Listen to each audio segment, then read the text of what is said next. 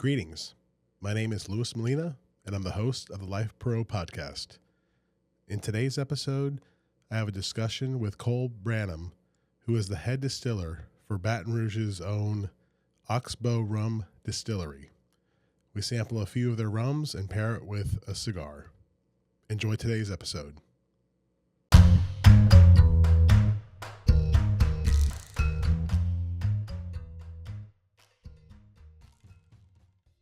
So yeah, if you want, we got a cigar for you, and feel free to light up, cut and light. So that's it. Yeah, we're on now, and let's just get into it. I've been excited about this. Yeah, me too. Yeah. So as I said in the introduction, Cole, you are the head distiller. Yes. Yeah. Explain who you are. So I'm Cole, I'm the head distiller of Oxbow Rum Distillery.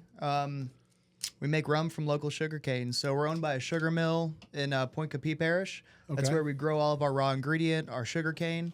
We use cane juice and molasses, and then I turn it into rum. Okay. Now, how long have you been the head distiller there? Beginning of this year. So I took Okay. over as head distiller in January. Before that, I was the distiller for a year. Before that, I was a production assistant for a year. So I got about almost 2.5 years in the industry. Okay. Now, do you find, and I don't know how long you've been in the industry, well, yeah, let's cut and light actually while you're doing that. I don't know what the industry trend is in terms of like the career path for distillers. Like, do they start, maybe as a bartender? I mean, obviously you had to have liked the space, right, to devote a career to it. Yeah, generally I have no idea. So the Okay. guy who trained me just kind of was helping out one day. His wife actually, her family owns the distillery. So it was her fiance at the time, and she kind of started to take over the distillery, and he was like, I'll do it. And he learned from a guy who was a chemical engineer. He's now the head distiller at Don Q in Puerto Rico. Oh, wow. Yeah, I've heard of them, yeah. So I'm, 2 steps down from any formal education. The way I got into the industry was actually kind of funny. I didn't really plan on it, but I was in Iraq and Syria from January of 2021 to October of 2021. I get back from the plane lands back in Shreveport, Louisiana on like a Wednesday. Thursday, I'm at the distillery, and I'm having a drink after one does after a year of involuntary sobriety. So I'm sitting at the bar, and I don't want to go back to my old job, so I'm like, this seems like it'd be a fun place to work. Do you guys need help? And they're like, not really. So I leave my name and phone number. I go back in the next week. I'm like, do you guys need help at all? And they're like, nah, not really. Well, can you come in on Monday? I'm like, yeah, sure. And that was that. Now I'm the distiller, the head distiller. So Wow. not really sure what happened in between, but still here. That's cool. So basically, your persistence paid off, even though it didn't take, I guess, a lot of visits or pleading. But that's really cool. I asked that because I wonder if, like, I've heard of a lot of distillers or brewers that first start out as like chemical engineers or having had a higher education with chemistry or the like. Or is there a school for distillers, like a formal school? Because I know in California, I believe, I forget which university it is, but there's a program like at a collegiate level to learn about winemaking or anything about the wine industry. Is there? Do you know, to your knowledge, if there's anything similar with the spirits world? Yeah, absolutely. So I'm actually in a school right now called IBD. It's the Institute of Brewing and Distilling. It's out of the UK, and it's a just education course. It's like an 80-hour course. There's like all sorts of little, I equate it to like trade school certificates you can get, sommelier for wine, WSET for beer. There's all sorts of different schools you can do that means something to someone else in the industry, and they give you training. But man, I know a lot of people in the industry are just like, I thought it was fun. My grandpa did it. Now I'm going to become a distiller, and you can be successful. Yeah, that's awesome. So you just started this year as formal title of head distiller, I guess, is that, or Yes. is it the title? Okay. Yeah, head distiller is what we call it. Okay. So I do all the distilling. We have a really small team. It's only 2 full-time people, and then I've got a couple part-time people that help me out a lot. Okay, So, great. Well, let me let you cut and light. Yeah, this cigar. And while you're doing that, I'll explain to viewers what we're cutting and lighting. You mentioned you have smoked cigars, and you had mentioned my father's cigars. That's for people who don't know, well-known manufacturer out of Nicaragua, owned by Pepin Garcia and his son Jaime Garcia. They're originally Cuban, and typical Cuban story in that they were in Cuba first, and they made their way to the United States, and they started with a small factory in Miami, and then fast forward, I think it's probably 20 years now, they have one of the largest factories in Nicaragua, and they've received numerous awards. I know of at least two number one Cigar Aficionado Top 25 rankings. So that's a pretty big deal in the cigar world. Now, this particular cigar is part of the Surrogates brand. It's made by Pepin Garcia, but it's a brand owned by the people at Tatuaje Cigars. And so the Surrogates is a particular line. There's usually one size, one vitola per blend, and they have multiple different blends.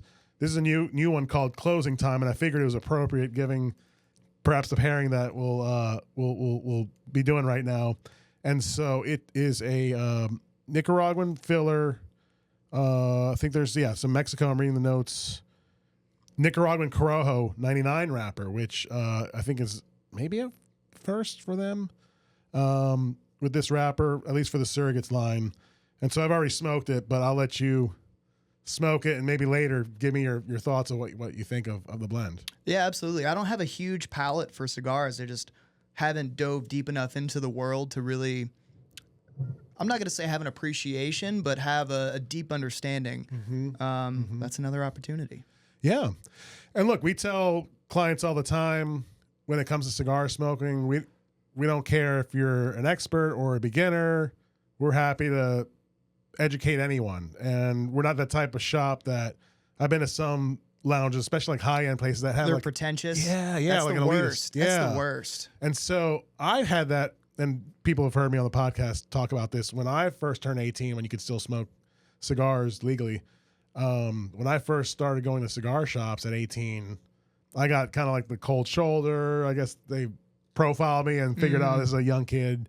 He doesn't have any money, which they were right. But I mean, they just didn't even give me a chance to like explain, things about the cigar world.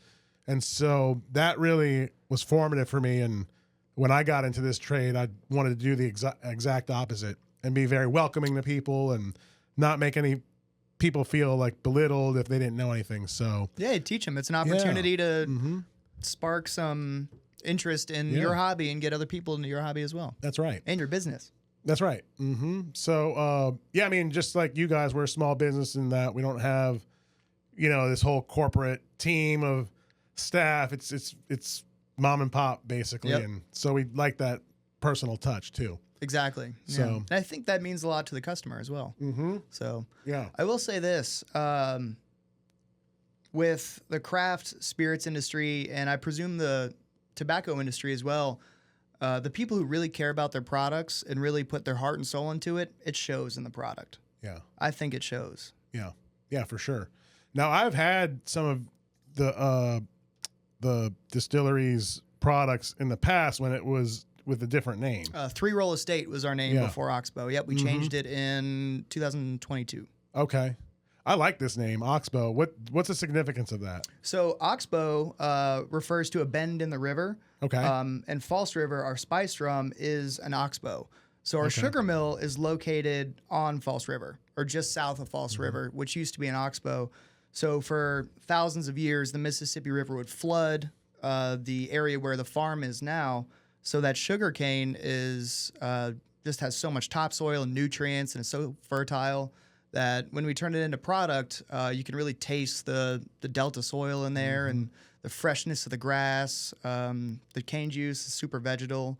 So yeah, no, it's a cool name, and I like the whole brand change. So now you have the products here. Can you go through, educate me? Like, assume I know nothing about the distillery.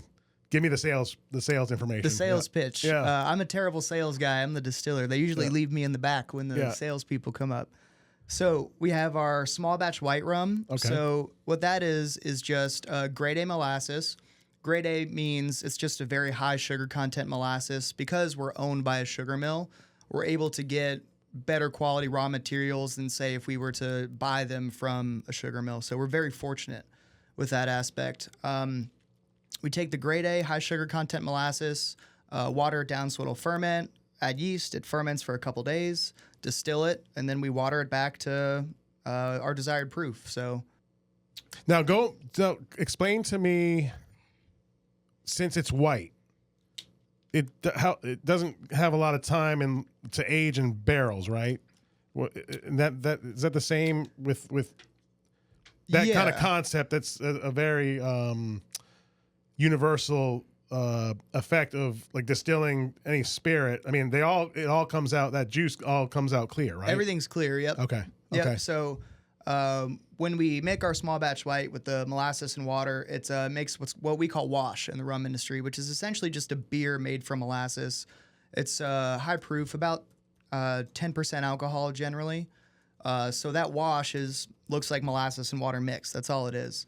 It goes into the first still. We distill it one time. Then it comes off kind of cloudy, a mixture of a lot of different fats and enzymes and proteins and different chemicals that make up alcohol.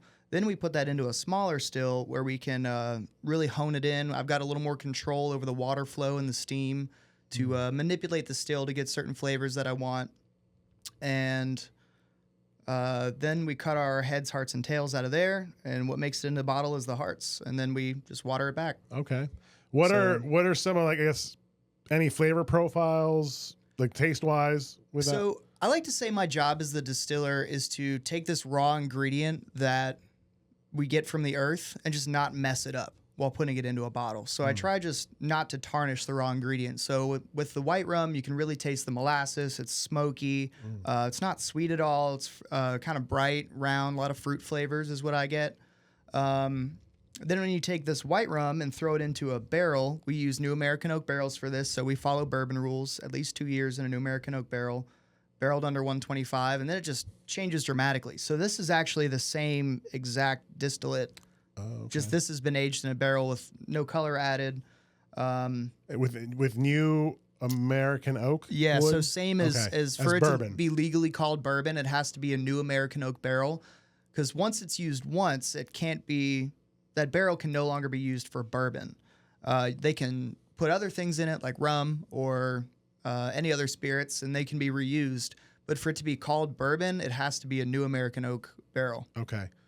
And so that particular SKU, the barrel aged rum?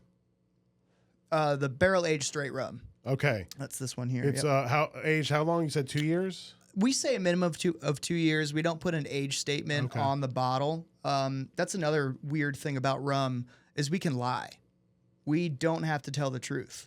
There are no rules in rum. So the whiskey rules, I mentioned bourbon rules earlier. Yeah, those are really regulated, it's right? like 2 pages of rules. Yeah, yeah. For rum, it's like 2 sentences. But for the American government, I guess, or whatever department in America that oversees like any regulatory or rules, yeah.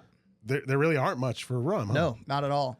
So that's what you mean, like when distilleries can lie, or just not even be forthcoming what they do. Exactly. So we can put a 5-year statement on this and blend it with a 5-year product and a younger product and call it 5-year. There are a lot of commercial distilleries that do that. So with Oxbow, our whole thing is transparency. We're just, the only ingredients that you see in the Oxbow line is the raw ingredient, water, and distillate. That's it. Okay. So, I think and wood in these cases. We add barrels too. So. Okay. Right. So very natural. You guys are transparent. That's what's intriguing to me, and correct me if I'm wrong, about Oxbow. What sets you apart perhaps from other rum distilleries, the parent company, I mean, you guys actually own the source of that sugar cane, right? Yeah, exactly. Your sugar cane farm too. Yep. Wow, that's cool. So all in Louisiana? Say again? It's in Louisiana? Like all the sugar is grown in Louisiana? Yeah, so all of it's actually grown on our In farm Point and Capee? mill. Yeah, in Point Capee Yeah, yeah. Parish. I think it's 40,000 acres, if I'm not mistaken, but Okay. don't quote me. But yeah, to the extent where we can work with LSU Ag and plant specific varieties of sugarcane to make our agricole rum. Wow. So what's great about it is we plant the fields every year. We don't spray them with any chemicals. There's no pesticides, so I'm sure there's a little bit of loss to bugs. We have our own little food safe mill that we use.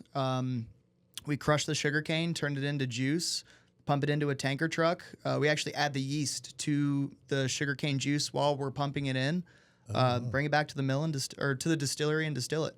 Okay, very cool. Total control over the whole process, which I'm super fortunate to be able to work with these wonderful raw ingredients. Mm-hmm. So, and like I said, that really separates your operation from other rum brands where they're not as vertically integrated, right? Yeah, well, we're just fortunate that we have access to that. Mm-hmm. A lot of sugar mills are owned, or a lot of sugar mills don't want to sell their juice to distilleries because they can turn it into sugar, and that's their business. Oh. So we're fortunate with that aspect. Very cool.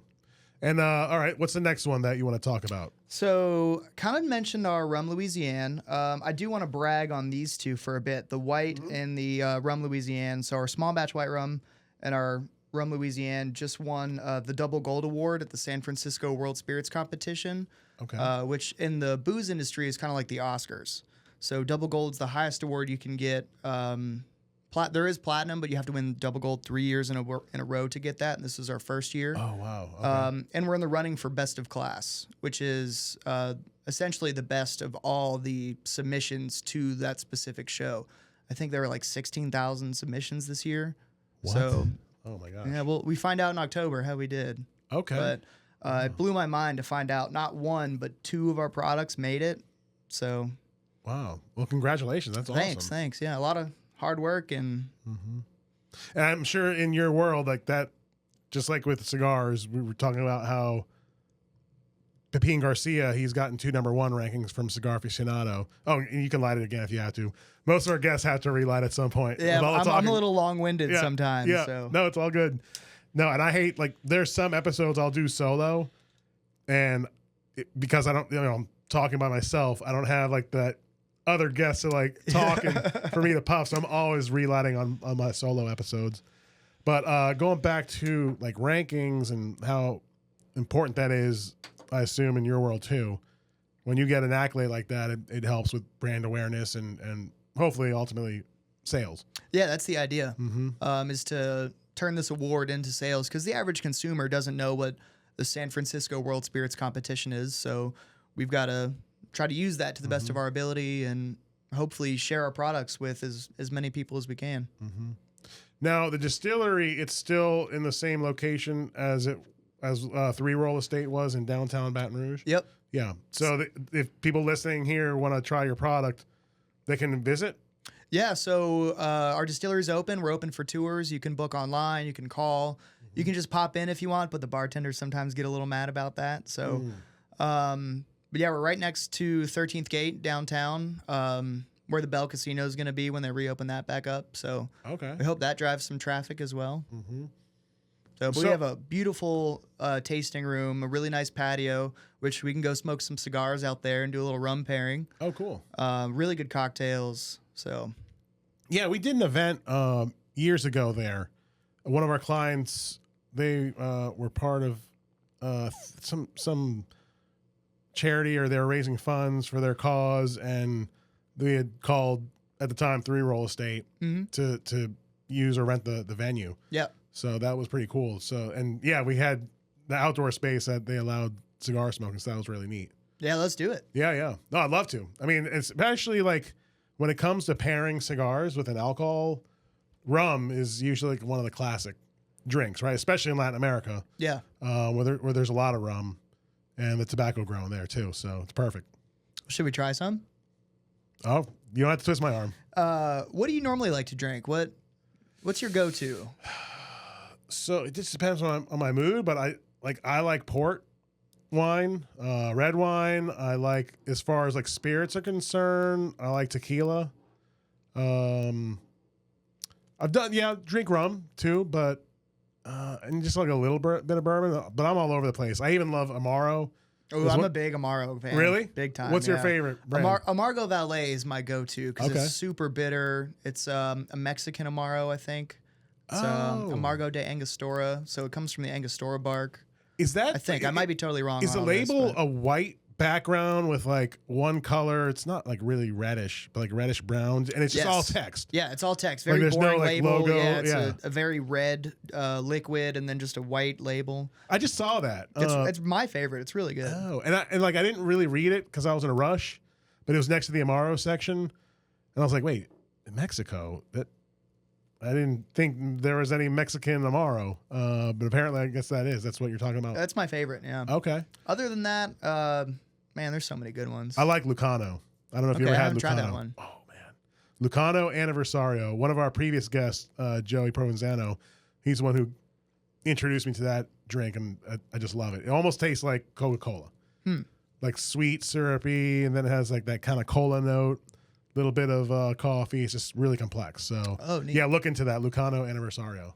Okay. I'll hit up Ben Q right down the road. Yeah, that's where I just was to Yeah. pick up the glassware because Awesome.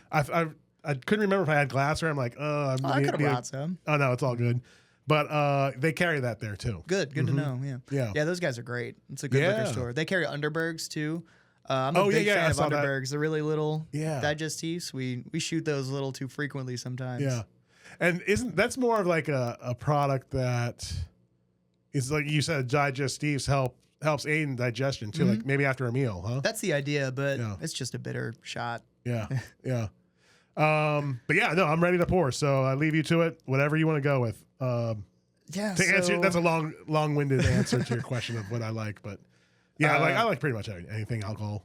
So we have our flagship. I didn't talk about False River Spice Rum yet. So this is our spiced rum. It starts out the same exact distillate as our white rum. Okay. Then we infuse it with bay leaf and vanilla bean. I just recently found out I'm allergic to vanilla beans. Oh no. So we buy Madagascar vanilla beans, and I would always split them by hand. Okay. And then, I guess I'm allergic to vanilla beans now. So Oh, you had a bad reaction to it? I think, I developed it over splitting them for so many years, or for 3 years. So. Oh no. Like what kind of reaction do you have? Is it like skin breakout or? Oh yeah, just a little bit. Okay. Take an allergy pill and I'm good to go. You're good, yeah. But so we infuse that, and then we back sweeten that a little bit with some cane sugar, and that's it. Okay. It's a really delicious spiced rum, a lot of orange vanilla notes. But today I pulled some special barrels. So our juice, our Rum Louisiane 2023 that won the Double Gold Award. We filled a couple barrels recently. This is a Calvados barrel. So it's been in the barrel only about 4 months. It's pretty new. So I pulled a sample. Calvados is an apple brandy from Normandy, I believe. Okay. So we got one of their barrels, and that's what this is. And then we also have a white port barrel that's also 4 months. So same exact distillate as this, just about 4 months in a barrel. And I didn't proof it, so it's pretty high proof. Oh, okay. What does proofing it mean? Oh, so in the like production industry or the spirits industry, when we proof it, it comes off the still at a high proof, like 160, 170, whatever. Then we have to add water to the product to make it a palatable product. Okay. Like dilute it, huh? Dilute it. Yep. Yeah. That's all it means. Yeah. Lower the alcohol content. Okay. That's it. So that's what, when you say I'm proofing this, you're basically adding water. Exactly. To that distillate. Yep. Oh, okay. Yeah, just cut it back from 170 down to 90 or whatever. Okay. So this being high proof, I didn't add any water to it. So it's, I think, 108, 107. Okay. So. All right. So, whichever. Let's do the Calvados. That's a fun barrel. I haven't tried this yet, so. Wow. So this is experimental, hopefully it's good, yeah. Okay. Just pop the barrel open for the first time. Cool. I'll let you pour.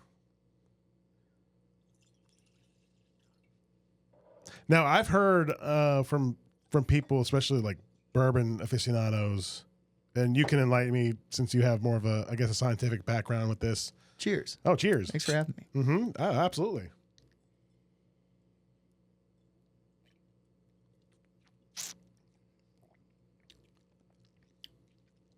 That's sweet. Oh, wow. That's nice. I taste a lot of the apple. I was going to say that it's wild. Does have like an apple profile. It's that wood from the barrel, the Calvados barrel. Still it's had a brandy, some flavors left in it. Yep. And that's distilled or brandy's made via, or at least this particular one from apples? I believe so, yeah. Okay. Someone's going to correct me, I'm sure. But Okay. it's an apple brandy from Normandy. Okay. Normandy, France. Yeah. That is weird. One of the I fancy ones. I didn't want to say anything, but I was like, this kind of has like an apple like note to it. That's the beauty of small business is we can experiment with anything we want. So apple brandy barrel, X whiskeys, different, all sorts of fun barrels we can play with. What I was going to say was I've heard from like bourbon enthusiasts, whenever you pour a spirit, if you let it air out or breathe for some time, that'll be different than when you just drink it straight up. Yeah, absolutely. Is there truth to that? I think so. I mean, at the end of the day, spirits is all subjective. Okay. So there is some science to that. And the science behind it is the alcohol vapors as you pour it kind of wake up and are rushing into your nose. If you use like a Glencairn glass or something, it's designed to kind of capture the vapors. So they say, that's what I use when I'm distilling. But what's that glass shaped like? Is it kind of like a tulip? Tulip shape? It's like a tulip glass. Where I guess the vapors are kind of trapped in there? I think so, okay. yeah. Okay. But yeah, so the fun thing about spirits is it's whatever if you drink this and you taste chocolate, then it tastes like chocolate. Yeah. If Same I in taste, cigars. yeah. Same in the cigar world. That's what we tell people. Like, it's subjective. So what I taste, because we have our own unique body chemistry, our own little micro variations of our olfactory glands. You and I can perceive the same product maybe differently, or some minor differences. It just depends. Yeah, I perceive this one as pretty tasty though. Yeah, that I agree with. Yep, man, that's really good. I am curious. I'm gonna take another sip, but I do want to like let it almost breathe for maybe a few minutes longer. But let's let it rest. Yeah. So this is all experimental, and you just, I guess if you get, I don't know what you guys' process is like. But I guess it has to be where you get a majority of people giving you positive feedback on whatever experimental batch to maybe make it a permanent thing. Kinda, yeah. So right now I'm really just trying to keep my head above water. There's lots of fun plans we have and lots of fun things we did in the past. As far as like releasing, like this barrel will probably be a special release of some sort because it was the award-winning Rum Louisiana, and it went into a Calvados barrel, which is kind of a fancier spirit. So we'll see. I mean, it does taste a little hot. It tastes, but that's because you said you didn't proof it. It's in terms of it's 108, so pretty spicy. We got to be careful with these because I do this sometimes where I'll taste 110 proof stuff, and then before I know it, I'm drunk.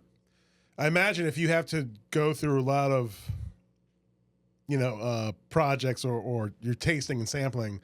Are you just kind of swirling a lot of it and just spitting out like they do in the wine world I've seen? Yep. Yeah. So when I'm distilling, I have to taste for what we call cuts in the distillate or in the spirits industry. So we have heads, hearts, and tails in America. I think in Scotland they call them feints or foreshots, spirit and feints. Oh. It just means the harsh chemicals. You know when they say moonshine will make you go blind? Yeah. There's a lot of harsh chemicals that boil at a lower temperature than ethanol.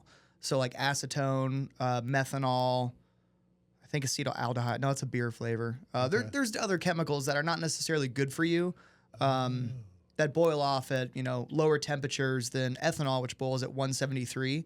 So as we're distilling and that pot is heating up, the temperature is rising, all the more volatile alcohols will distill off first.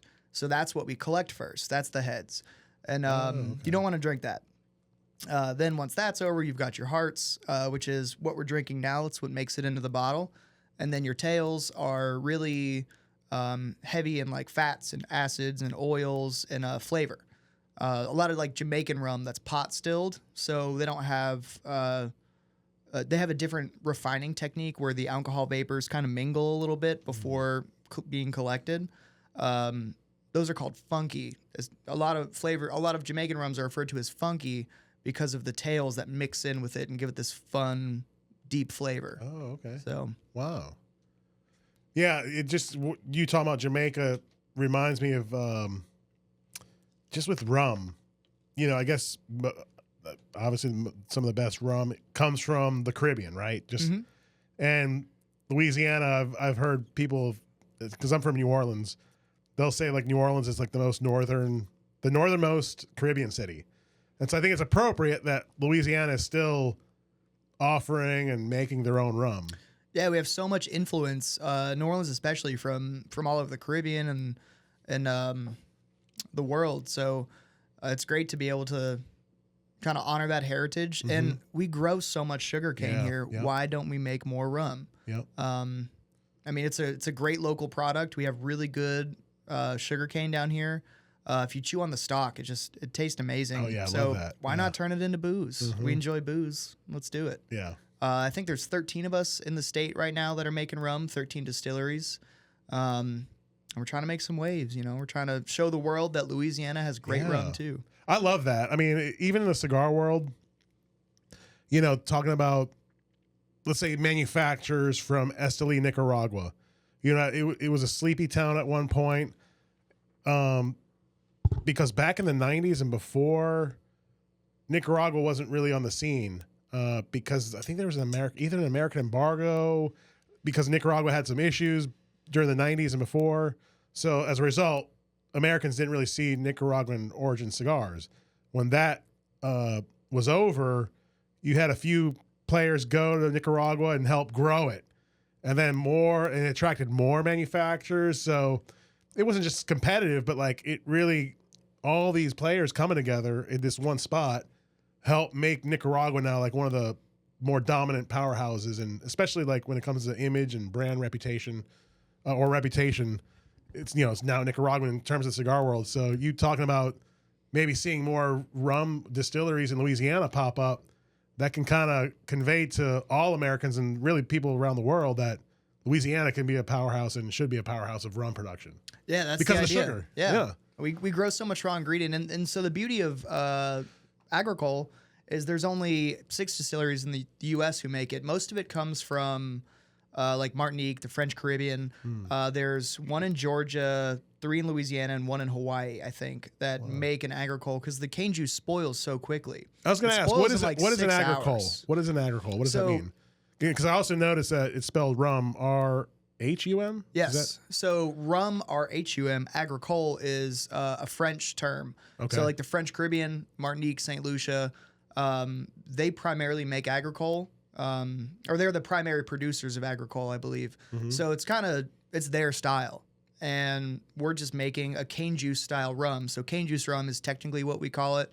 There is a French rule saying we can't call it agricole, but we're not in France, and we don't sell it in France just yet. So we're allowed to. We actually asked the distilleries if they were cool with that, and they're like, "Yeah, what do we care? Just make good booze." Yeah. So that's why we call it Rum Louisiane, because we're not trying to copy their style. We're trying to make our own style. So our Rum Louisiane tastes a good bit different than like a Martinique rum, where it's run through a column still and a little bit more neutral maybe. Ours is a little juicier and funkier and earthier. I like to say well-rounded flavor. Yeah. And the way my former coworker and I developed these recipes is we're like, this tastes good. Let's make that. Yeah. So we just made what tasted good. Mm-hmm. Similar dynamics and processes in the cigar blending imagine. stage. It's just, several different blends are made, and you have like this tasting panel, if you will. They just cut it, light it, and just judge it.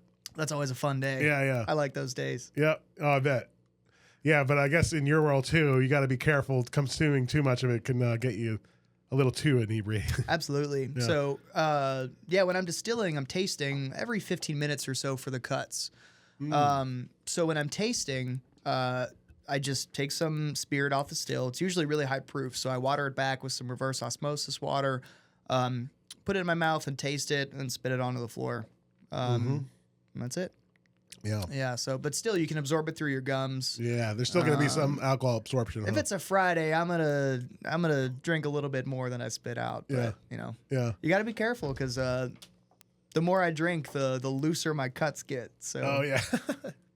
Don't let it affect the work or the judging. Mm-hmm. So, what are you thinking about it as you're drinking this one? Man, it's crazy how much apple I get off this. And with the peppery, the pepine, it's a nice combo. Yeah, I think it definitely. I'm gonna have to write this one down. Mm-hmm, definitely compliments, because this Corojo wrapper by its very nature, has like a slight spice and leathery Yeah. kind of profile. Is the best way I can describe it. But Pepin-made cigars, just with their DNA, is just typically a spicier, more spice-forward blend Yeah. than other cigar manufacturers. That's just their style. Mm-hmm. And with taste being subjective, I'm like, man, this kind of tastes like a pink peppercorn. Wow. Just Yeah. pops into my head. We actually, so when we were distilling our dark rum, my former head distiller, or the guy who trained me, was teaching me what he calls the different aromas and tastes. And there was one that was old man sock. He's like, so this here is the old man sock, and I smelled it. I'm like, yeah, I know exactly what you mean. Like this, that's not what we want. So we cut it out. Yeah, that's funny. Do you still talk to the former head? Oh yeah, distiller? we're good friends. Yeah. So he actually works out at the sugar mill now. Okay. He just kind of graduated up. Oh, so he okay. works out there. Comes in and helps me with stuff and. So these are basically right now the four main SKUs or products consumers can find on the shelves. Yeah, so we have our four main. So the small batch white, barrel aged straight rum, rum Louisiana, and False River, and then we have a barrel aged spiced rum. We have a rum Louisiana single barrel. There have been a couple of barrel picks of that out and about. Total Wine has a pretty good one. Oh, cool. And then actually, just Friday, we bottled a new product that's False River Dark Rum.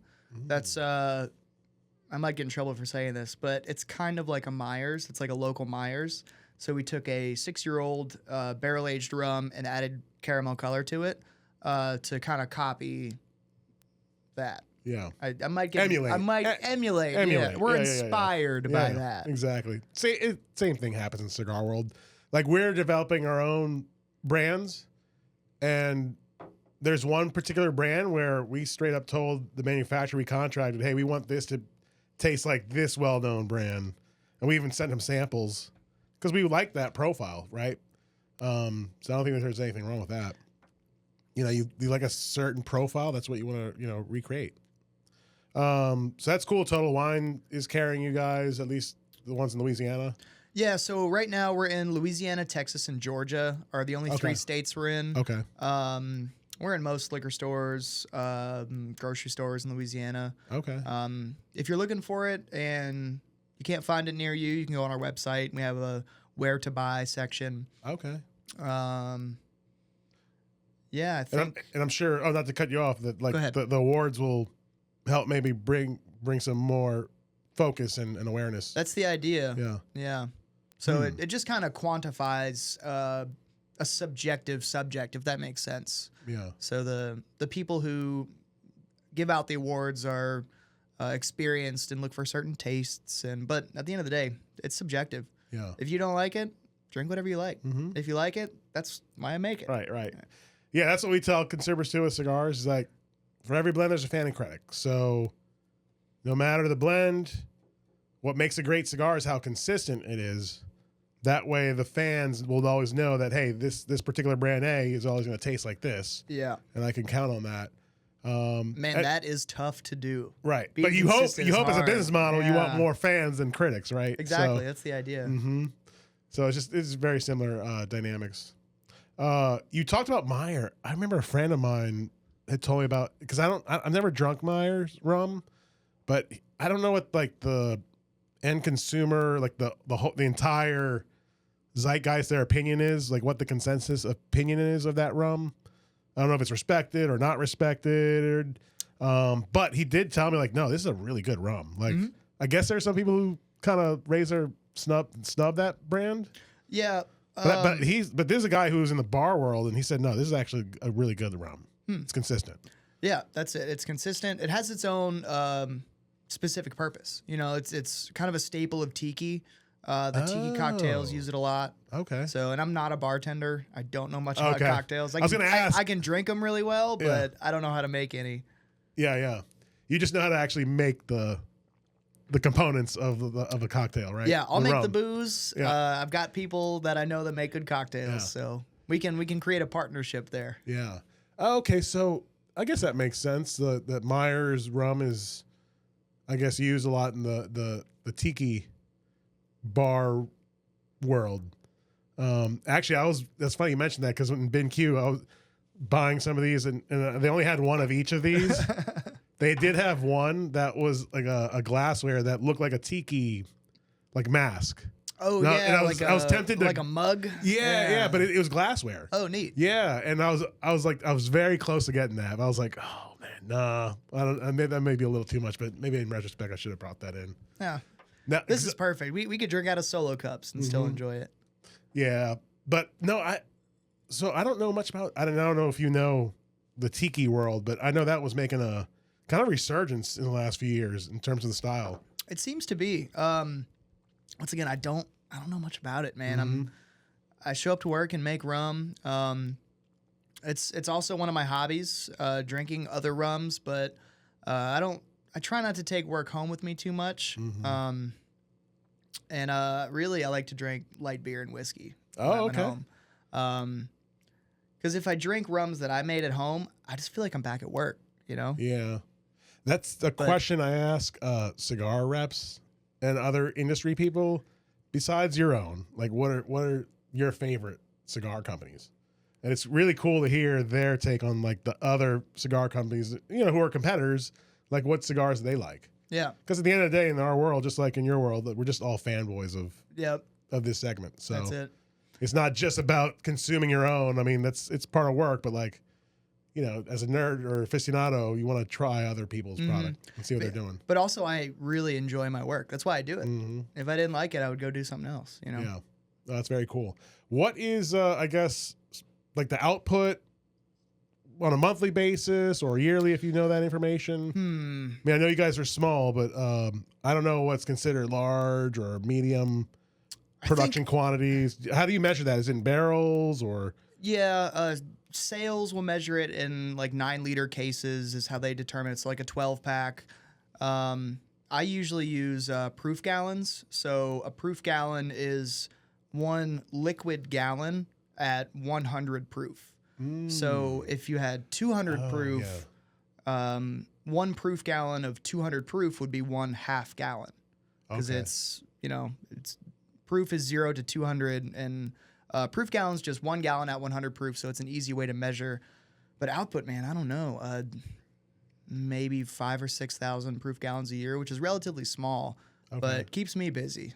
Yeah. So, yeah. And I might be totally wrong on those numbers. So, no, but I didn't know about that metric, and that proof gallon, that seems a very accurate way, because in light of you educating me about what proofing is, diluting it with water, I mean, you can come up with all sorts of different outputs, but that proof gallon is very consistent. Yeah, it's a standardized. Yeah. At least in the back of house and production, that's the term that we use generally. Okay. Or cases, if we got to ship X amount of cases, Okay. Let's change it up. Tell me more about yourself. Where did you grow up? I grew up in South Florida. So I grew up in a town called Jupiter, 45 minutes north of Palm Beach, a couple hours north of Miami. That's where I started smoking cigars, actually. I know of Jupiter because one of our vendors, that's where they're based. Really? I've never been there to Jupiter, but just knowing that it's Warp Cigars. I don't know if you ever heard of that brand. They're a very boutique brand. We carry them. They do a lot of good stuff. They contract their blends to several different factories. Aganorsa out of Nicaragua, Tabacalera La Isla out of the Dominican Republic, Titan de Bronze out of Miami. And is that it? I feel like I might be missing one. Yeah, those are the major ones. So of at least 3 manufacturers they hire. But their importing office is out of Jupiter. Awesome. Yeah. So what's that town like? Good town to grow up, man. When I grew up, I left there in 2013 when I graduated high school. Okay. It was great, small little beach town. Now it's the Palm Beach aspect has urban sprawl north, so it's extremely wealthy now. My dad moved north a little bit. They still live down there, but I like to go back and visit, go to the beach, go fishing. Okay. So, what do you like to fish for? I grew up spearfishing, actually, a little bit. Yeah, and we had a little dock we'd go fishing off in the backyard or across the street, so on a little river. But but man, I really want to get into fishing more down here in Louisiana because. I'll take you on. I have a boat. Really? So, yeah. Let's go. I have a gator tail. I'm not sure if you're familiar with that setup. I guess the best way to describe that gator tail, it's like a Jeep, I guess. It's very utility. It's I got it for duck hunting. Awesome. Yeah. It's aluminum. It's flat. It allows you. It has a outboard. I forget the setup. I think You've I know seen what you're those, talking about. with a long neck kind of exactly. propellers. Mm-hmm. It's made to like really get in the skinny water, like really shallow water, and you can hit it against like some people take it timber hunting. So like if you go through terrain that's like flooded timber, if you hit against the trees, it won't. I mean, it's aluminum, so it's just like a big utility truck kind of thing. Cool, yeah. But I use that to go inshore fishing, marsh fishing. So in Louisiana, we're redfish. Yeah, is a target as well as speckled trout. I actually went yesterday with a few friends. Oh, but I went in his boat because mine's in the shop. There you go. Yep. So, but I'm gonna have to take you if you're a fisherman. Let's go. Yeah. Yeah. It's been a while. I have a little pond in my backyard, a little lake, and I like casting out of the backyard, pulling out sockeye, some bass, catfish. Okay. But I like it because it's 3 steps from my backyard. So yeah, very convenient. What did you spearfish in Florida? Mangrove snapper? So I think we couldn't spearfish in the mangrove specifically where they lived at the time, I think. Okay. Because there was a law you couldn't spearfish within so many feet of like a dock, I think. Okay. But a lot of like cobia. Oh, wow. Out in like, just offshore. Man, I can't even remember. It's been so long. Yeah. I asked because a group of friends of mine and I go to the Keys every August. We go for lobster. We've got some good hog snapper down there, yeah. Yeah, lobster. I speared some. And I bought a spear gun the first year I went, and I love spearing hogfish, Yeah, I dated a girl in high school whose grandfather lived at Key Largo. Okay. So I was like, okay, can we go down? She's like, yeah, let's go. So we go visit her grandpa, and I'd be spearing. I'd swim off their dock. And No, we go every year for lobstering. And we harvest the lobster, for people who don't know, there's a certain technique, I'm sure you're familiar with it, where tickle stick. Yeah, we use a tickle stick and a net and kind of move it in a way where we just kind of use that stick to scare the lobster and he backs up into the net. They have this other device I got a few years ago. It's like looks like a long aluminum pole with this lasso at the other end. And like you kind of manipulate that lasso and kind of put it over the body, and then you pull it and it tightens it. So it constricts that rope. Yep. It's not rope, but it's like this braided a little nylon. Wire, yeah. And it so then he tries to escape and it's just tight. You got him. And then you just net him. So, but no, I love it. And I love South Florida. I guess Jupiter would be kind of still considered like South Florida. Yeah, it's like region. It's like the border. I know it's almost like it's like the northern border of South Florida. Okay. Yeah. Was there a lot of Cuban food? Oh man, it was crazy how I miss my rice and beans and plantains. Plantains, man. I love going down to Miami and getting Cuban food. Like my dad would go down there for work when I was a kid. I remember going to the grocery store and they had like just a hotline of Cuban food. It was delicious. Yeah, we have a Cuban food truck it's amazing. Comes here, I love it. Yeah. I think they've been here twice. We're trying to make it to where it's the first Friday of every month. Oh, where they'll park here in our parking lot, and they do an awesome Cuban sandwich. Yeah. I hope to get. It's a couple. It's a husband and wife team that own Eliza's, right? Yeah. Eliza's food truck. Have you had there? It's so good. I've had it at Tin Roof Brewery quite a bit. Okay. Yeah. Oh man, they have such a good Cuban sandwich. Delicious. Yeah. So I'm sure you missed that component because obviously in Louisiana we don't really have much of a Cuban food. It's different. Influence. We have great food, just different cultures, different genres. But you miss it for sure. Mm-hmm. So hopefully we can get them on here, but we're trying to make it to where it's a regular appearance of their food truck for people who are interested. I'll be here. The first Friday of every month. July will be different. I think it's going to be the second Friday. But no, you talking about Jupiter, I'm like, oh man, I love South Florida. I always get a kick when I hear people say they live there or from there? It was great growing up surfing. I'd skip school to go surfing, get in trouble, you know. But okay. Anyway, graduated high school and went to military college. Total opposite of Jupiter. I went to a school called Georgia Military College, which is in Milledgeville, Georgia, which is the middle of nowhere, Georgia. It was all right. You know, it was military school. It was fun. Had a good time. I did 2 years there and then commissioned. So normally to commission as an officer, you have to do 4 years in like ROTC or something, or go to OCS, which is Officer Candidate School if you're already enlisted. So this was a weird program my dad actually found for me because I didn't want to go to college. And he's like, but you're getting out of my house. So I don't think he applied for me, but he almost applied for me. He's like, you need to do something. Yeah.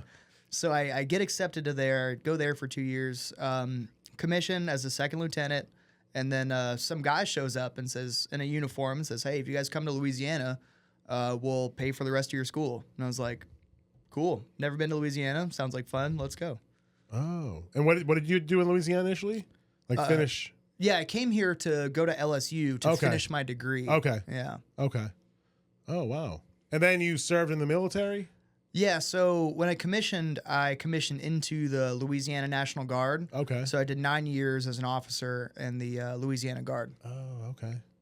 Now, when did you have your first cigar? And the reason I ask that, especially with given your military background, a lot of military folk or people who enlist, they have their first cigar while that's part of their career. I was probably 14. Okay. Yeah, I was 16. I was young, Yeah. Nice. But I remember in military school, we'd have to do a parade every Friday. So every Friday, we'd have to march in front of the general and salute and, stand out there for 45 minutes while somebody talked about something, gave a speech, and then salute and go back. And then as soon as we were done, we'd run down to like the riverfront area and just drink beer and smoke cigars. Oh, nice. So that was like we made it to Friday little getaway. tradition. Yep. That's cool. Yeah, a lot of people, I mean, the military produces a lot of cigar smokers. I guess it's one of the few, like the only product you can use that and keep your like sobriety about you. I mean, obviously you can't drink a lot and you're on the front lines or serving. Yeah, if you're over... Can't use drugs or anything, so cigars are an awesome... Yeah, nicotine and caffeine. That's what runs coffee the too. Army. Yeah. Oh, wow. So there's actually a really good charity. When I was in Iraq and Syria, it was called Cigars for Warriors. Mm-hmm. And I think someone told me about it. Yeah, I just emailed them or filled out their form, and 4 or 8 weeks later, I had this like bag of 20 cigars, and I was like, "This is awesome." Yeah, and there are a couple good ones in there too. No, that's a great organization. They're always at the trade show every year, and enlisting help donations, and a lot of manufacturers will donate product to the Cigars for Warriors on their behalf, and just distribute them to all the, active military folk. Yeah, all we did was put in our address and our name, and they're like, all right, it's on the way. Wow. So do you remember any of the brands that you would smoke from those packages? I can't. I wasn't a big cigar guy at the time, but so every Wednesday we would have our Commander's Update Brief, which was just a big meeting. We'd all get around and sit in a room and talk about Army stuff and, the bad guys are doing this, whatever. So at the end of it, we do sticks and Stetsons. So we were the cavalry. We wore Stetsons, so big black cowboy hats, essentially. Yeah. And then we'd all go outside after the meeting and smoke a cigar and wear our Stetsons, and it became kind of a little hangout. And then other people started showing up, the Brits, the Germans, everyone would start showing up, and we just all smoke cigars together and hang out. So yeah, that's cool. That was actually the last time I smoked a cigar, was sticks and Stetsons in like September of 2021. Okay. Wow. Did you see do any travel internationally during the military, or you were just in the Guard? So they sent me to Austin once. That was a mistake on their part. Oh, no. I partied way too hard. Eat some good barbecue? Oh, man, that's all I ate. Yeah. All I'd do is I'd get one plate of barbecue a day, and it was like, gotta be 2,500 calories, and then just, that was it. Yep. Yeah. Do you remember any of the spots you went to? Yeah, so we were actually in Bastrop, Texas, right outside of Austin. It was like 45 minutes east, I believe. And there was one barbecue spot there that was like very German heritage. So a lot of sausage. It was really good. Okay. Salt Lick was really good. Black's I've heard of Salt Barbecue. Yeah. Yep, I wanted to go to, what is it, Franklin's Barbecue? Yeah, yeah. But I saw the line. I was like, no, I'm not doing that. Yeah, that's probably one of the most in demand I've got to imagine. I've never been to Austin, but always hearing about Franklin's, and yeah, you got to probably camp out there like the night before, I guess. That's what it seems like. Yeah. Yeah. Is there a cigar equivalent of that, of people like super allocated, real fancy, like high end cigars that people seek out? Yeah. Oh yeah. Oh yeah. Absolutely. Just like in Cubans, I guess, right? Yeah, but that's different because the Cubans. So for people who don't know, Cubans. Okay, let me just back up to give a little brief history of the Cuban cigar scene. Before the embargo of, I think it was 1963, Cuba was a center point, like a mecca of cigar production. And that's where some of the best tobacco was grown for a lot of people. Some of the most expensive brands even back then. And so it was like just well known. It'd be kind of like Bordeaux and, you know, in the wine world. Yeah, very historic. Yeah. And the embargo is in place, and it's still in place today. So there's an economic embargo, and the way OFAC defines it, that's the Office of Foreign Asset Control. That's the department that actually enforces the embargo. It prohibits an American from spending American currency on Cuban goods. And technically, if they really wanted to enforce it, maximum fines, I think, could be up to $50,000 per item, I guess you have, and up to 5 years imprisonment. The thing with cigars, though, yeah, they don't really enforce it per se. And then it depends on who the president is as to what the climate Politics, is like. Yeah, like politics sometimes they affect loosen it. Yeah. They'll make exceptions, like you can bring X amount of cigars. I don't know what it is right now, so don't quote me. But I just understand that, like, if you're traveling from outside the country, because you can still buy Cuban cigars are sold everywhere in the world but the U.S. You know, if American brings back a Cuban cigar and Customs sees that, they can seize it from you and even go as far to prosecute. But they don't, from what I understand, they just take the cigars and that's it. But I'm not telling people to go and buy Cuban cigars without verifying that. I think you can bring X amount, but I would look up, I guess, the Office of Foreign Asset Control or whatever the policy is now. Because like I said, like it depends on what president is in office as to what the Cuban policy is. So anyway, because they're forbidden in this country, there's obviously demand, like with a lot of people. Doesn't mean that they're better or worse. It's just people want what they can't have. So that's just kind of little background information, you know, for like why people want Cubans. But we have that even with non-Cubans, where there's certain lines that are super small and allocated, and you know, we try, you know, as a shop, we try to get some of that, as much of that product in, but Of course. like in the alcohol world, shops are, for most manufacturers, most shops are only rewarded as much of those unicorns or carrot cigars, I call them. They're rewarded based on the sales or purchases from the core items. Right. Yeah, your buying power, essentially. Yeah, the more you buy, the more of the buns they throw, other like yeah. core items, right? Yep. That's what you're rewarded. That they'll use that to determine how they reward and distribute, you know, some of those rare items, which is why it's a constant thing with us too. I know in like the liquor world or package store world, alcohol, you know, everyone wants the Pappy Van Winkles and all the rare bourbons. Same thing, yep. But like these shops too are only, I guess there's a distribution allocation method there too. So a lot of it, I guess, is based on what of like the core items they buy too.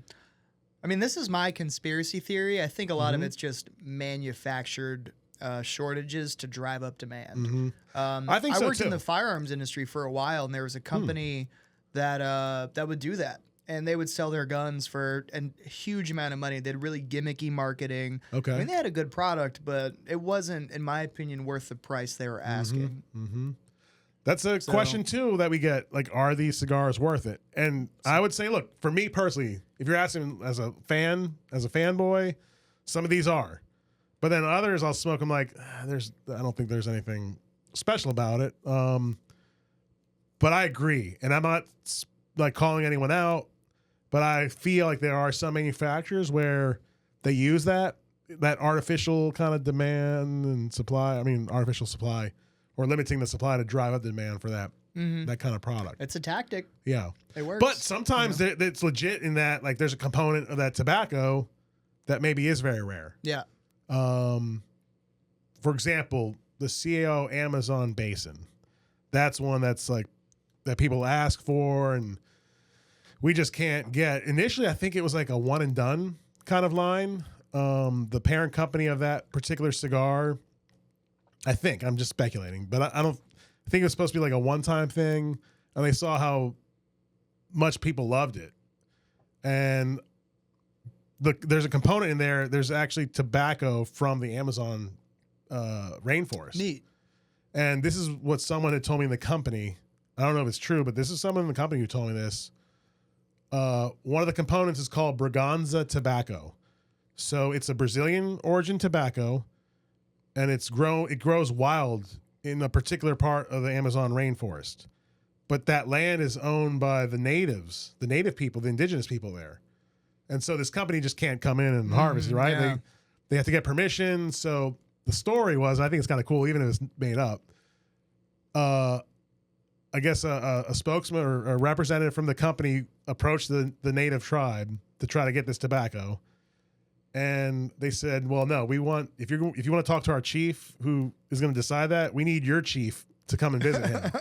So supposedly they had to fly this executive from, I think they're out of Scandinavia, out of Denmark. He had to fly over there and travel the Amazon rainforest and then meet with their chief in order to get permission. And they granted it. And so the fact that it's growing wild, that's what kind of limits. And it's a cool story, too. It's a cool story, too. Like, so whether it's true or not, I think it's pretty cool. I believe it. But regardless, it is like a rare item, and it's one we can't ask or request whatever number of boxes we want.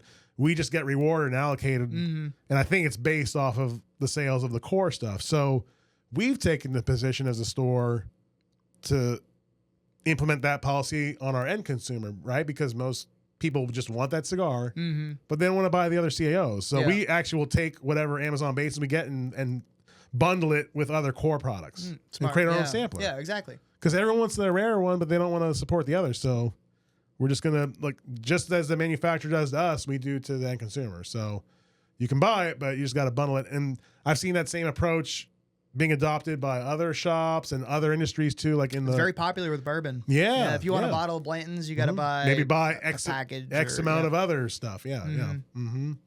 So I feel that's like the only fair way, because we can sell those Amazon basins all day by itself and run out. Yeah. But we're only going to get rewarded that based on the sales of the other items too. So long-winded answer to that. But yes, there are rare and allocated. And are some manufactured, scarcity? Yes, but I think there are some that are legit, like, that Braganza tobacco, for example. Yeah. Yeah. So, well, if you get one in, let me know. I'll complain if you don't sell me just the one. Yeah. And look, the profile, it's a great cigar. I think I smoked the first year's batch when no one cared about it, right? No one knew about it. And I felt it was very earthy. Is at least the first vintage. That's kind of like the best way. I know it sounds like a cop-out answer to like describing a flavor profile, but it really did have like a almost kind of dirt like earth like profile, but in a good way. And also I think what made it popular too is the way they package that cigar. It doesn't have a cigar band. What they do, it's like the regular cigar, and they use other tobacco leaves that they like roll and make it look like a cigar band. So it looks like little ropes. Neat. Yeah. It's cool. Like little tiny ropes of tobacco that go around where the band would be. So that obviously was kind of novel and unique. Yeah, it's creative. Yeah. Oh man. Would you like to try our barrel age, perhaps? So yeah. Let's go to the next one. No pressure. That one. Yeah, that one don't shoot it if you don't want to. No. I just got a little bit of the take your time. The experimental. Yeah. So this is just our barrel aged straight rum. Like I said earlier, it is the same distillate as the small batch white rum. We just age it in a barrel. Okay. I think particularly this specific batch is like 3.5 years old, maybe. But I love the packaging too, by the way. Oh, thanks. Yeah, our marketing guys did a great job on this. Yeah, very like just I like that minimalist like graphic design principle. It's just it to me it underscores like the high quality feel of this brand. Yeah, I like the X and Oxbow. It sounds yeah. fancy and classy. Yeah. Because I know nothing about marketing and sales. Now to kind of mirror the industry, the Opus X is a famous cigar in the cigar world from Arturo Fuente. And they actually kind of trademarked the use of the letter X. Like I think other companies have tried to use X. I think Elon Musk has that one now, doesn't he? Well, that's in his class, I guess, in the car world. But in the cigar industry, that class, I think it's class 34 when it comes to intellectual property. I only know a little bit about this because we've trademarked our own brands. Yeah. So I've gotten to know a little bit about some of the intellectual property law. Yeah. Once principles. Again, that's a X. doozy. Yeah. Yeah. Intellectual property and marketing trademarks. Yep. Oh yeah, that's a topic that anyone who sells goods, products, services. That's actually how we lost our first name. Really? So they opened the distillery as Caneland Rum Distillery or Caneland Distillery. Sazerac has a brand called Cane Island. Oh. And they said they didn't like it. Yeah. So C&D, I'm sure your industry is very litigious when it comes to, and I'm not sure if you know, I feel like I had to speculate it's pretty litigious when it comes to that. But being small business, we're not really stepping on the toe. We're trying to, we're trying to take some market share away from the big brands and you got to disrupt, right? Yeah, you got to do something to buy local, differentiate. man. I really love light beer. I like all beers and I like all spirits and wines, but I really like light beer. So I'm so happy that some local breweries are doing really, really good light beers because I'd so much rather buy a Tin Roof, Bayou Bengal, or a Skaterade or something from a local brewery than a Miller Lite. Because I know those people. They're just like me. We're working hard, trying to make good products, and a lot of these guys make great products. And if I go buy a case of Bud Light or Miller Lite on the way home, and I'm telling people not to drink Captain and drink local rum, then I'm like, oh, man. I know, sell out. We have the same dynamics, too, in our industry. We have the big boys, and then you have, like, the small batch or boutique. You hear that term used in the cigar world, the boutique brands. Yeah. And a lot of those guys are fanboys of cigars, and they like each other, too. Like, a lot of the boutique owners, they know one another. So it's kind of cool to see. Well, all ships rise with the tide, so it's not like another shop or someone in the same industry is trying to take your slice of the pie. The pie just gets bigger. The more fans we get, the better we all do. Yeah, I agree. So, and fortunately for me, once again, not having to worry about sales, marketing, anything, I just try to make booze that people enjoy. That's my whole goal, is just make a product that people drink and go, wow, this is nice. This makes me happy. That's all I want to do. I'm sure it's rewarding, too, if you hear someone drinking the product you had a hand in developing or making, and to see their happy faces and reaction. That's what it's all about, man. Yeah. That's it. That's cool. Just I love doing it. Cheers, by the way. Cheers. Salud. So very similar to a bourbon.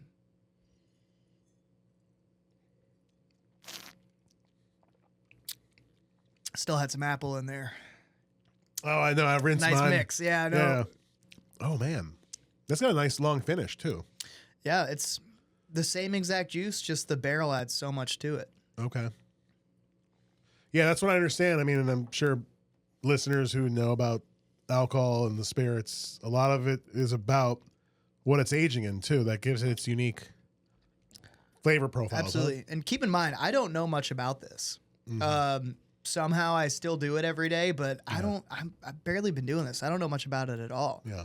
Almost 2.5 years. So I'm still learning how much I don't know. I'm learning every single day from wonderful resources. Like I had my pump guy here today teach me about pumps, and my pump broke, so I had to fix it, and he showed up and taught me. And before this, I wasn't mechanical at all. Now something goes wrong, I'm like, I could probably figure that one out, or call the welder, something like that, No, you bring up a point that even in our world, going back to just, I guess, kind of convey how similar our industries are. I've talked to people who have worked the industry longer than I have, and I always found that the ones who I look up to are those who say, I kind of echo that sentiment of, look, even though I've been doing this for X amount of years, like I still feel like I'm learning. There's always something new to learn, an opportunity to learn about the industry, that we love.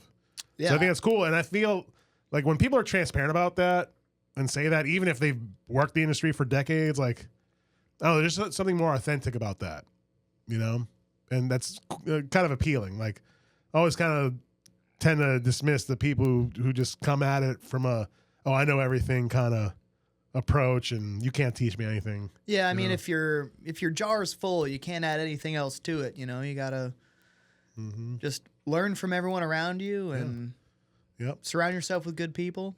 And even learn. I like to follow other industries and see what they're doing, just in the hopes of, I've learned a lesson about how this brand or this company did in this industry. Mm-hmm. I can learn from that either by not doing it if it was a mistake or wrong approach, or learn if it somehow led to a success. But I mean, you were talking about Elon Musk with, X. I mean, it's, there's a lot of people that you can admire in other industries too. Yeah, I mean, there's a lot of parallels, Mm-hmm. So, but at the end of the day, we're talking about the good life. So, exactly. That's what I love to do, man. I just love to make a good product that everyone can enjoy and that I can enjoy at the end of the day and just sit with and reflect on, and something that brings a smile to my face. Same with cigars, man. This is a great cigar.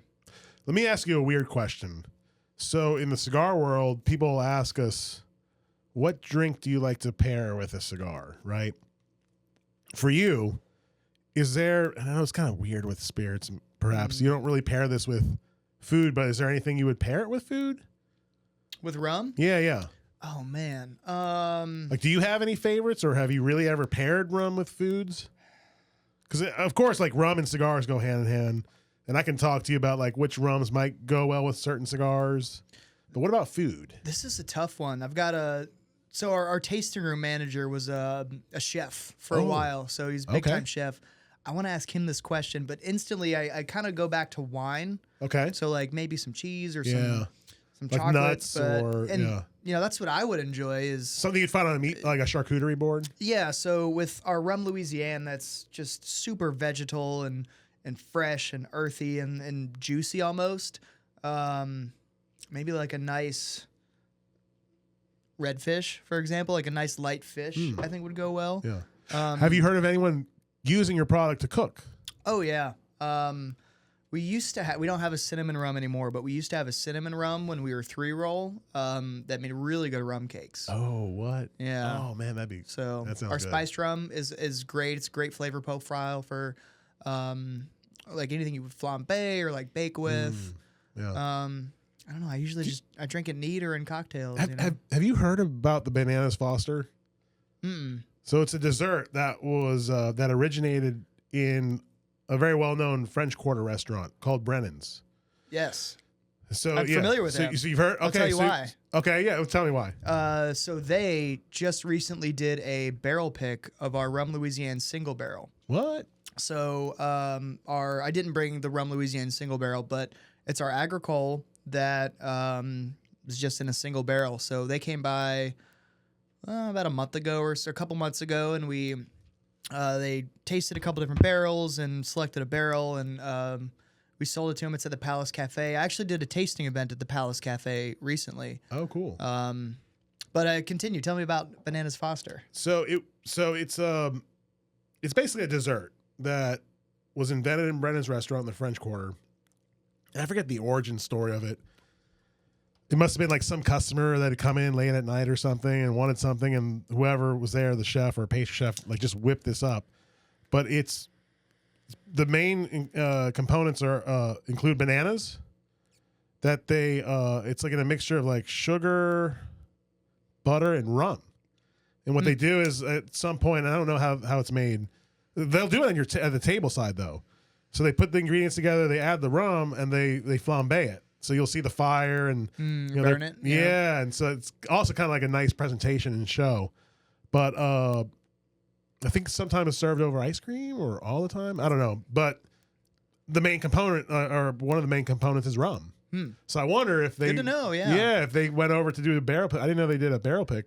That's pretty cool. Yeah, they said we bottled it and shipped it out to them. I'm not sure how much it was, but it's a pretty good barrel they picked. It was a tasty one because when someone wants to do a barrel pick, we have I have some samples already pulled. I have probably 20 or 30 different barrels.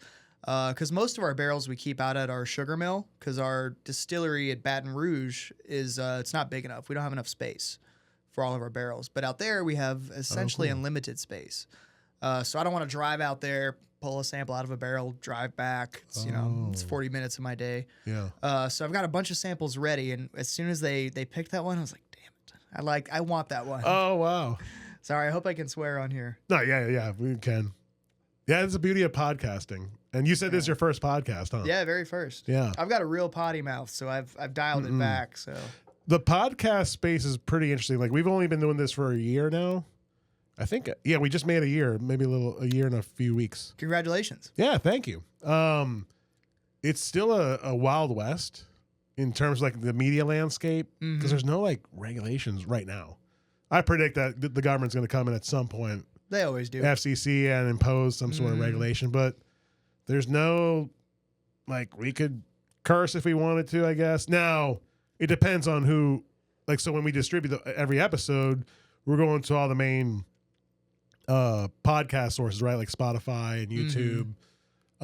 Terms of service, and they have their own rules. And I guess they have their own, like, obviously, like pornography, you can't do that. But I guess. I hope not. If it's just, if it's audio, they can't see that. But right now, there isn't really much regulation on it. So I think what we have to do, though, on the episodes, because we've had guests who have had worse potty mouths, and they'll just curse up a storm. And I tell our guests, look, just talk as you want. I don't care. Like this is your episode. Yeah, so that's my normal state of being is swearing every other word. So I've got to dial it back sometimes. Oh no, it's all good. I mean, you do what you want, but I think when we do have like cursing, we have to. I think our producer has to put like the E, explicit episode. So, but no, I mean it's interesting. It's and to give you insight into why we're doing it, I actually wanted to do a podcast since 2016. I know regulars will have probably heard me talk about this, but it's tough for the cigar industry to advertise because it's tobacco. Yeah, it's tobacco. So big tech, i.e. the social media companies like Facebook and the Twitters of the world, or X, they don't accept sponsors or advertisers who are involved in certain industries like alcohol, tobacco, guns, other adult or vice, whatever they deem that. Yep. So that's a challenge for us to like spread our name, but we figured out with the podcasting, this is essentially our marketing budget. So we produce our own content, and it's all in the hopes of driving people to that website. The whole purpose of all this is to hope and drive sales and people to that website. It's our e-commerce site. You got me. Okay, so I'll be back for sure. Maybe that would be my strategy instead of just. It's not really about producing content. It's getting new clients by inviting them on the podcast. Well, sold. So it's a cool vehicle, I guess, by which to advertise and be a little more creative. Funny how you brought that up with the government and tobacco. So they recently went through, I think it was Juul.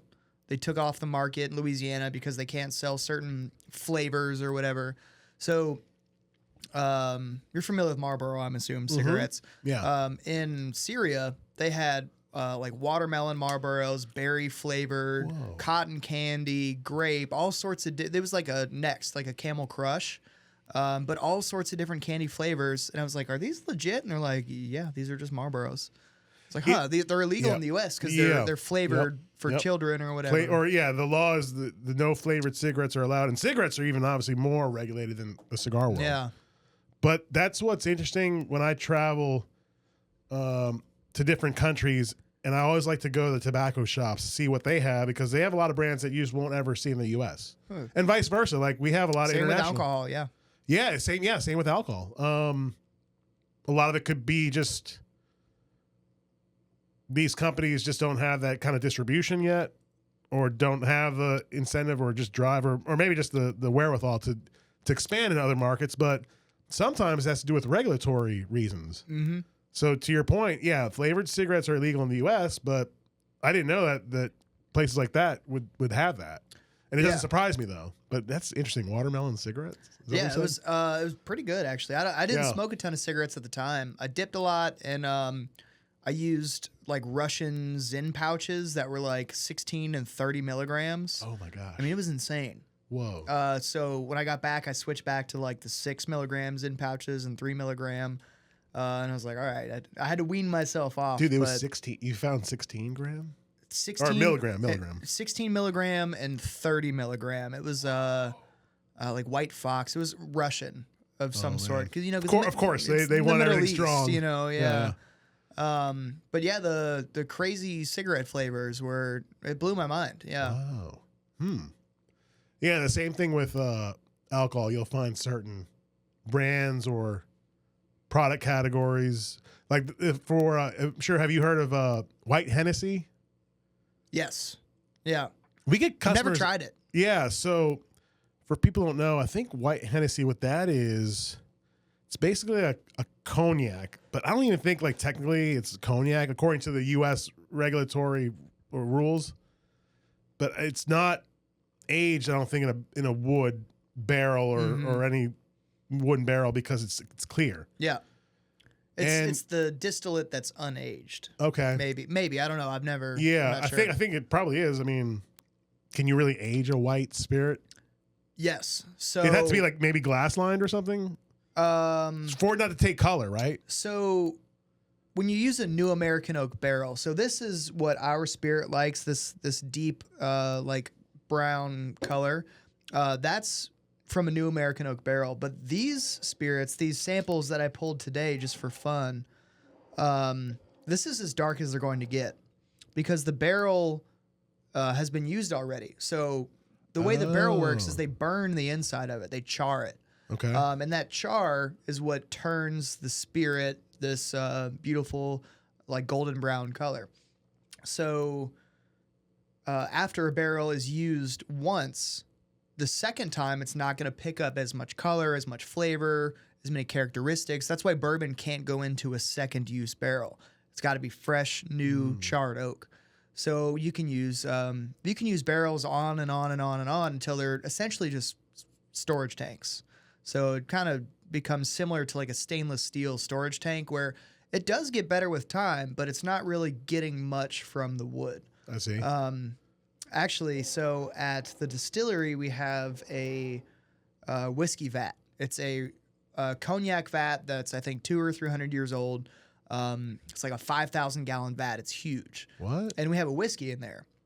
We're not currently selling it. We sold it in the past as OMFW. And it's a whiskey we bought when we opened. When they opened the distillery, they wanted to sell an aged product, and aging takes time. And when you open a distillery, you don't have any aged product. So they bought it. And we're sitting on this giant vat that it gets better over time, but it's not picking up any more color from it. So these guys won't get any darker. Whenever this 2023 Rum Louisiane Calvados barrel goes to market, it will probably look about the same. It'll just it'll develop more flavors, and as it rests over time and intermingles with the water, and because it's so hot here in Louisiana, we actually age our rum much faster. So most of our barrels are out at the sugar mill, which is just a warehouse in the middle of a field essentially. So it was like 105 out there today. So that wood relaxes and the spirit goes into the wood, and then when it gets cold, the wood contracts and that spirit gets squeezed back into the barrel. So when it's hotter, it's making more contact with the wood and it's aging faster. So we have to pull it out. Each barrel is different. It's crazy how different the same barrels are with the same spirit. Totally different products. And who knows why? It could be I mean, there's maybe so many the weather. variables. Yeah, you know. Here's a fun one. So the small batch white rum. I think it was a couple months ago. I was making a batch of it, and that day I was kind of in a bad mood. I was kind of grumpy. I don't know what was going on. I was just in a grumpy mood that day, not happy. Okay. So I made the batch and I saved a sample, set it aside. The next day I made the same exact batch from the same exact fermenter. Nothing changed. Weather was the same. Everything was the same, but I was in a great mood. I was having a good day. You know, everything was going right. Man, side by side, those batches should have been the exact same product. Yeah. It was dramatically different. When I was in a good mood, that product tasted so much better than the product when I was, you know, grumpy for whatever reason. Is there science behind that? I don't know. Maybe I was more attentive when I was in a good mood. I'm not sure, but that's kind of been my philosophy ever since, is like, if I'm not in a good mood, if I'm not happy, if I'm not enjoying what I'm doing, I'm not going to do it. Right. I'm going to go do something I enjoy. I think there's something to be said of that, because even in the cigar world, there's so many variables as like to what the output or like what your review of any particular cigar you're smoking will be. I've even heard of, and people have heard this on the podcast before, smoking the same cigar at different elevations, you'll have a different perception of that same cigar. I don't know why that is. My theory is that it has to do with the pressure, right? And that pressure is reacting differently on your olfactory gland, which is up here. And so maybe in lower elevations, there's higher pressure. So it's doing something to compress that gland that's responsible for your perception of any flavor. Yeah. As opposed to being up, say, in Denver. Sense. Yeah. It's not as, so I don't know. I mean, I could totally be wrong. I don't know, but I've heard of some people who swear that there's a difference, you know, when you smoke it at high elevation versus low elevation. Yeah. Your mood's another factor, I think. The pH in your mouth. Yeah. If you had something to eat or not, time of day. But yeah, mood, I think, is definitely a factor. I don't know why, and maybe it's not. Maybe we just think that, right? So could be. But who knows? And that's, to me, the cool thing about tasting any food or drinking a particular spirit or smoking any cigar. Each session is like a unique session that probably can't be replicated. Yeah. Because of so many thousands of like minute variables and some things that we don't even know are happening to us, right? That's the way it goes. It's cool though. Yeah, yeah.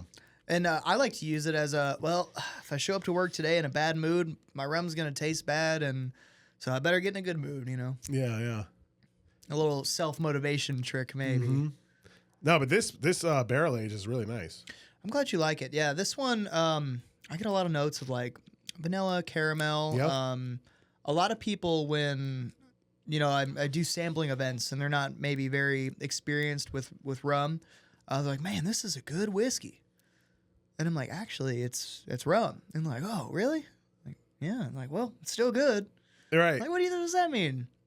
You know, but I like to make cocktails with our barrel aged straight. Every whiskey cocktail that I know and love, you know, like I'm a big fan of like Manhattans, old fashions. I was going to ask you what some of your being your an Amaro drinks. guy, I really like a black Manhattan. I just sub whiskey for this. You ever had a Negroni? Oh, big fan. Yeah, love Negronis. Yeah. Man, at our distillery, we our bartender was working on a Negroni, and it was great. It was really good. But for him, if it's not perfect, he doesn't want to serve it. Doesn't want to serve it. Yeah. So. Yeah. What is his recipe? Do you know his recipe, or is it public? No idea. Is it secret? If you go ask him, I'm sure he'll tell you. Yeah. Or talk to him. You know. Yeah. I'm sure he'd be happy to tell you. Yeah, I like a good Negroni. Yeah. But that's the thing about our industry, like in spirits specifically. So for the white rum category of the San Francisco World Spirits Competition, we're up against Bayou Rum. So Bayou Rum is out towards Lake Charles, and we went out there around Christmas time, and the head distiller, Rennell, we were talking, and I was asking him kind of like specific proprietary questions that if someone were to ask me, he'd be like, you don't need to know the secret recipe. He's like, oh yeah, man, this is exactly what I do. There's no secrets, man. If you want to come in and see how I run the still, I'd be happy to show you. It's one of those that it's not a secret. I'm not trying to hide anything. Right. And the other industries too, the Sugarfield, you've got the Fred's Oh, yeah. vodka made by Sugarfield. Yeah, we had Andrew on a previous episode. Yeah, Yeah. they make such good stuff, man. Yeah. It's so good. I haven't tried the Fred's vodka. I haven't been to Fred's in quite a while since I was in college. Yeah, we had Jason Nay, who's a co-owner of Fred's. Oh, here. neat. Yeah, Yeah. he came and Tell him to call us, man. I'd love to get Oxbow in there. We'll do a False River shot special. How's that? Okay. Little spice rum shots. Ooh. I can't promise anything, but I will reach out to him. Yeah. No, they're like I'll put him in touch with the sales guy. Yeah. No, they're good people though too. And I mean the fact that they're very Louisiana centric. They're to me like the epitome of the Baton Rouge college bar. Like that's Absolutely, man. My last 2 years of college were at LSU. Okay. It was a blast, man. I worked in Tigerland for a little bit for about 2 weeks, and I was like, can't It's a do whole it. other world, huh? Yeah. I need to focus on school. Mm-hmm. Oh yeah, I'm sure that world can either make you or break you. Yeah. Yeah, Because I know LSU was probably voted as like one of the top party schools. That's why I came here. Yeah, come on. Food, Oh, man. women, and partying. Good times, yeah. They say bon temps roulette. Yeah, no, I know I've always found it curious, especially me being from New Orleans.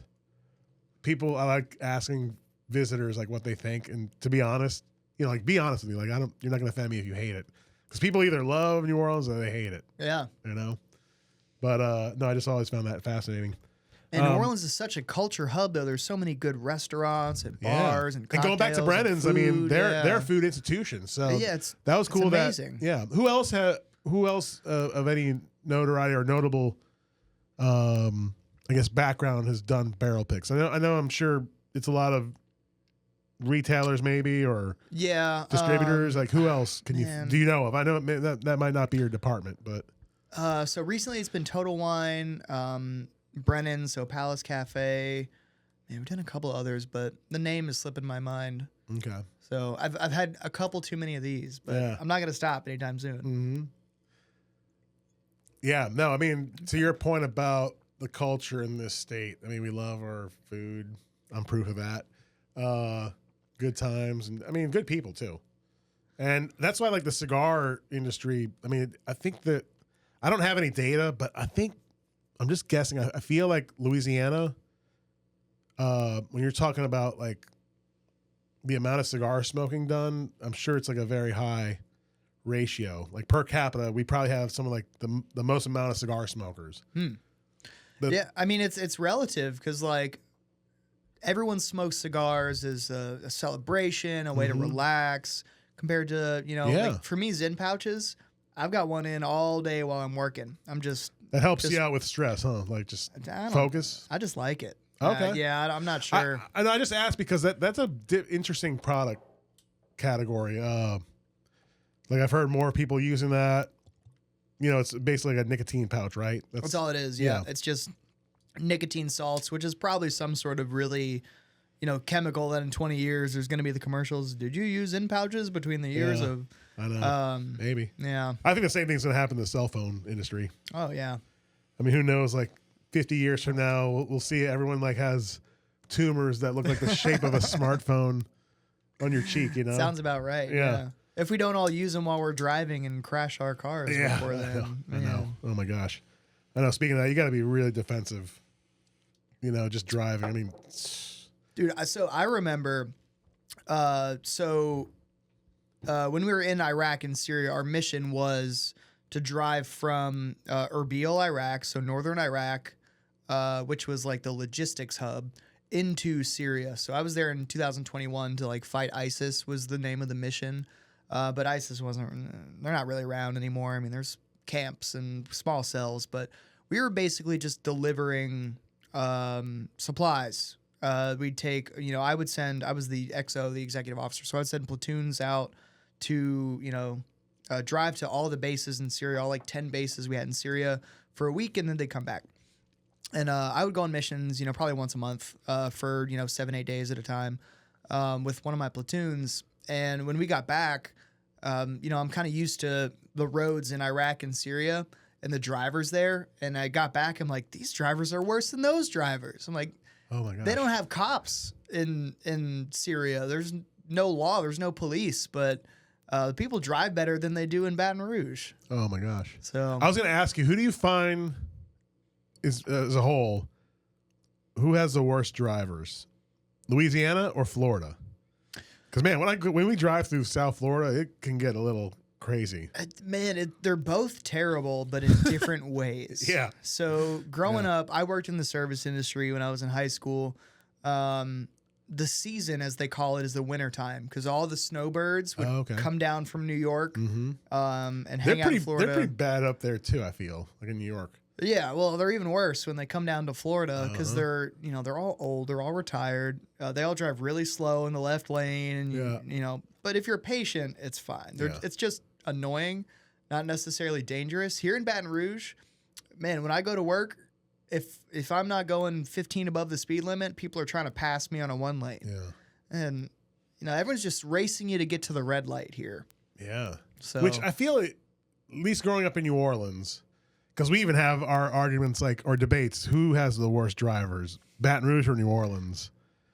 I don't know. It's a toss up. But like growing up, to show you my age, I first started driving in, I think it was like 1997. And what kind of car did you have?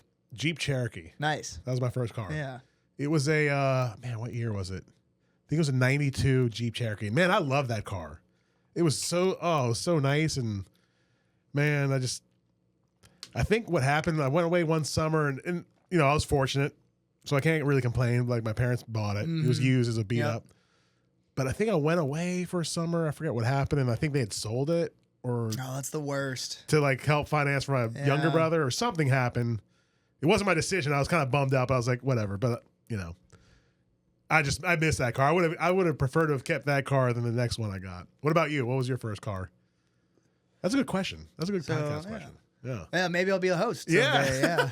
The Rum and host. Cigar podcast. Yeah. We do need a rum authority, so maybe you could be our go-to guy. I don't know if I'm qualified, man. I just make the booze. Yeah, I know how to make it, but.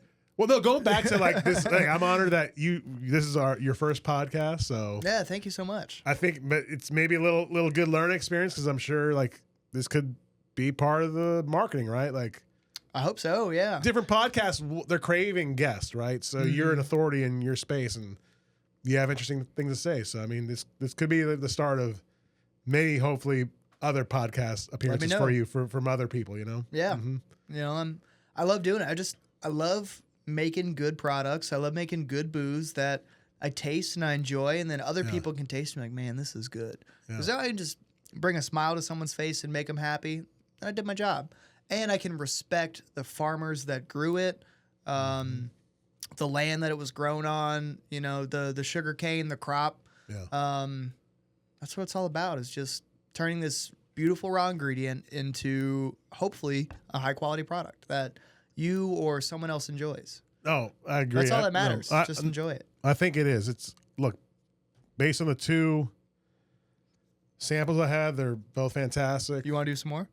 Yes. One more to close it up. Absolutely. I'm going to rinse my glass this time. Yeah, that helps. No, but thanks for coming out. I think that'll be good. A good segue to our final segment. If you would help me out. Man, what was the title? It's been a few weeks since I've done one. The final puff. The final puff. Yeah. Okay. A round of 5 rapid fire questions. Oh, I'm But before excited. I ask you, which rum do you want to pour? Oh man, so we tried the Calvados barrel and the barrel aged. I think one of my two favorites is going to be our small batch white or our rum Louisiane, and not just because they are in the running for best of class. And you said that the results come out in October for that? Yes. Okay. Yeah, October. How can people find out 7th? and keep track of that? They have a website you can look at results, or? Yeah, probably we'll post it on our Instagram and our Facebook. Okay.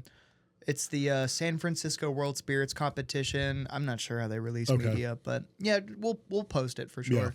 Yeah. Okay. But these two products, so if you notice, they're not barrel aged. So if I distilled an off flavor in either of these two products, you can taste it. You can tell if it tastes like, diacetyl is a common one that tastes like butter, or it's all subjective, right? Right. People say diacetyl's bad. It's butter? Yep. Oh, and it equals really, bad? really bad in beer. Yeah, if you taste a buttery beer, the consensus is like, oh, that's wrong. Oh, okay. And this, I didn't know that. it's subjective, Diacetyl is the compound? yes, yeah. Okay. So, like a popcorn butter is what it tastes like. Oh, okay. Yeah. Okay. For some people, that might actually be a good thing. It's subjective, right? I know. I but like no, I popcorn know. I'm not butter, saying yeah. I'm not condoning like, hey, this is a good quality to have. Yeah, the point is, if I mess something up, if I goofed, then you can taste it in this. Often, if I make a bad batch or like something happens, maybe I'm grumpy that day, that batch, we'll throw it in a barrel, and it's good. In a couple of years, it's great because that barrel kind of adds more complexity and different flavors to it. But this in its purest form is, this is me. There's nothing to hide behind here. So Yeah. I'm gonna say, I guess I could let's see let's that. do our white rum. That's my personal favorite. Okay. But man, I don't know which one of my kids I love more.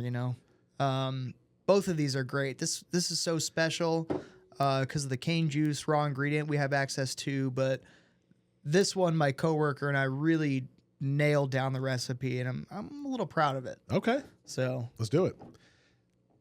And I disagree. Everyone says they don't have a favorite child, but they do. oh yeah, You just can't say that. I think I'm giving you heavier pours than I am myself based on the glass. I will not complain. So this is the small batch, the white. Yes, the small batch white rum. So it is, let me slide these over here. Just grade A molasses, water, and we add yeast to it so it ferments, turns the sugar into alcohol, and then distill it twice, put it in a bottle. That's it.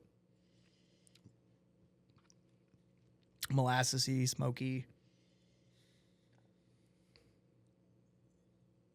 Yeah, it's almost some sort of like, just on the smell, I'm just smelling it. Mm. On those, it almost has like a candied something. It's kind It's of like cotton candy almost. Yeah. All right. Well, cheers. Cheers. Salud. The way in Spanish. Salud. Yeah, salud.